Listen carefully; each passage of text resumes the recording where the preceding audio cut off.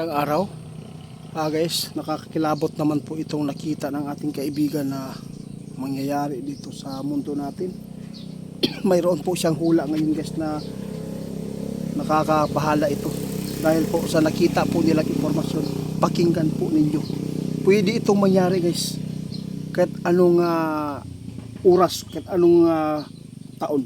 Ito po ang ating mapapakinggan kay kaibigan.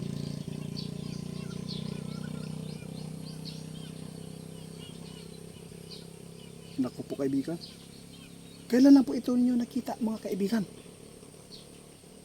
Pero sa totoo lang kaibigan, nangyayari na yata ito eh. Ito po ang hula ninyo ngayon. Guys, may nakakatakot na hula si kaibigan na mangyayari. Pwedeng mangyari ito ngayon guys. Alam po nyo, pinapahanda tayong lahat ni kaibigan ngayon. Ito na po ang kanilang hula noon, na ang tao magpapatayan. Kaya sa lahat po ng mga makapanood, mag-ingat tayo, huwag tayo magkampanti sa mga kasama po natin.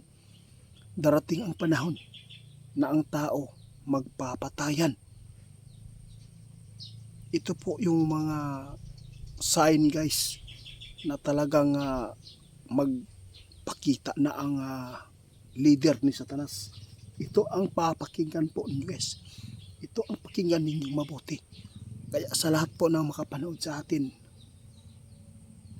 gusto kong maipaabot sa inyo ang hula ni kaibigan na ito ay pumasok sa kanila na mag-ingat po daw tayo lagi saan man tayo pumupunta. Dahil kahit anong oras guys, mangyari ito sa atin. Ang tao ngayon guys, hindi na takot pumaktay ng tao. Hindi dapat daw nating katakutan ang mga hula ng mga tao na nagpaabot tungkol po sa kuryente, tungkol sa shutdown, tungkol sa mawalang bisa ang pira. Kung sanay ka sa kahirapan, kaya mo yan. Ang delikado daw dito ngayon, ang gawa ng tao, kaibigan.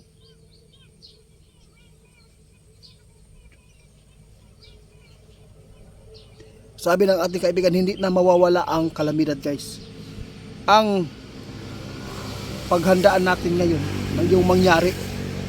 Alam po niyo guys, ang terorista napakarami na ngayon. Pwede sila ang gumawa sa atin. Marami sila mga idol. Dahil po ito po ang kanilang mga doktrina. Kaya sa lahat po ng mga makapanood na ngayon, ipinapahanda na tayo ng ating mga kaibigan saan tayo pumupunta sa lugar na ating pinagtatrabahuan. Kailangan natin maging mapagmasid sa paligid. Kasi ang mga tao ngayon mga idol, sabi ng ating kaibigan, pwede nang kumitil ng buhay na walang hindi mag-aalinlangan sila guys. Dahil alam po ninyo, grabe na po ngayon ang mga gawa ng mga tao, puro na kademonyuhan. Hula ni kaibigan guys, nakakatakot. Malagim itong pangyayari. Grabe na talaga to. Kinakabahan po ako guys mismo dahil mayroon tayong mga kamag-anak, may mga anak tayo kaibigan. Nanginginig po ako kaibigan sa sinasabi po ninyo. Grabe. Darating ang panahon mga idol hula ng ating kaibigan, na ang tao magpapatayan. Ito po ngayon ang nakakilabot na impormasyon ng ating kaibigan. Kaya kung sino man ang makapanood ngayon, mayroon tayong mapapakinggan kung ano po ang ating gawin dyan. Ito po ang dapat gawin kaibigan.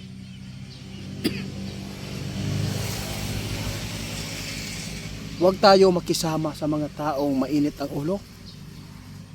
May mga hindi magandang pag-uugali. Iba ang kinikilos. Yun po ang tandaan nyo mga idol Kasi sa ngayon, pwedeng mangyari yan sa atin guys.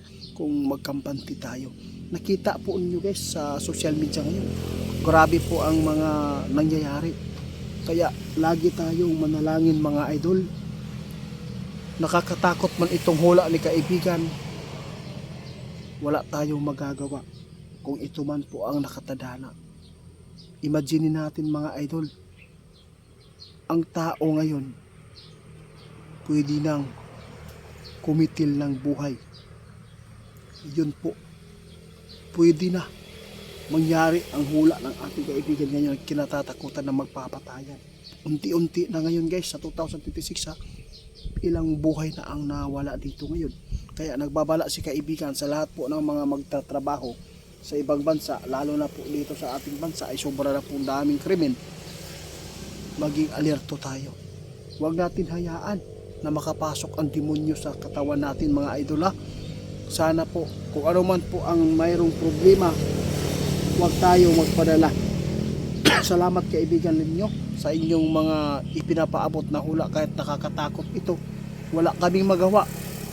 Ang importante ay alam po namin na ito po ang dapat gawin. Maging mag-ingat. Salamat kaibigan. Guys, ayaw lang mo kahadlok sa nakita ng ating kaibigan, nahitabo naman po ni. Pero naapay mas malalaan ni na mahitabo di sa syudad mga idol. Ang pinakadakong malagim na pangyayari dito. Guys, report natin si Ghost Hunter 88 fans po para hindi magpapatuloy ang kanyang pagnanakaw at pag-i-scam.